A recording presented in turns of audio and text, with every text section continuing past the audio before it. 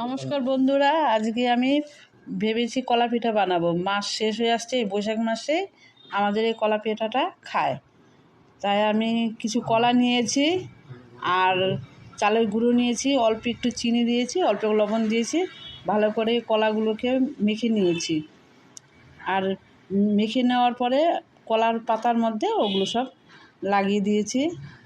তারপরে একটা কষ্ট করে উনুন বানিয়েছি, উনুনে খাবো বলে। তাই আমরা কী বলে ঢাকার লোক তো, তাই আমাদের এই কলা পিঠাটা এই বৈশাখ মাসে খেতে হয়, তাই আমি বানাচ্ছি।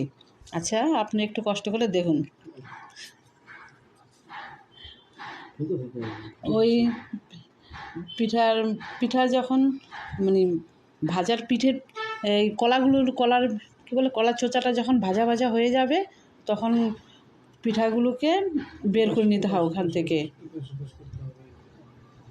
বের করে নেওয়ার পরে ওই পিঠাগুলো দেখবেন হয়ে গেছে ভেতরটা।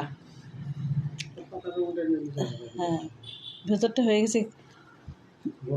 যদি এই পিঠাটা গরম ভাল লাগে না, ঠান্ডা করে খেতেই ভাল লাগে।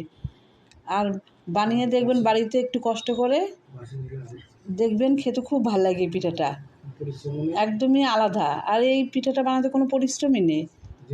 হ্যাঁ, অল্প খরচেই, আর সময় কম লাগে এটা বানাতে। সময় কম লাগে,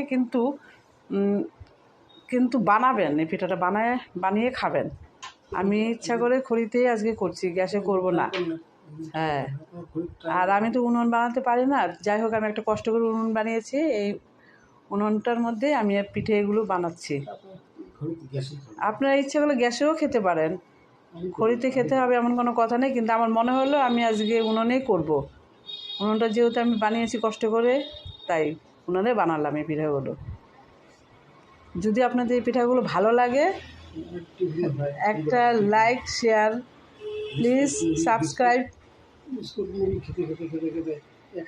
আর একঘেয়েমি, আমরা অনেকে রুটি খাই, ওই সেই হাবিজাবি খাই, কিন্তু ওটা না খেয়ে একদিন এই পিঠাটা একটু বানিয়ে খেয়ে দেখবেন, ভাল লাগবে।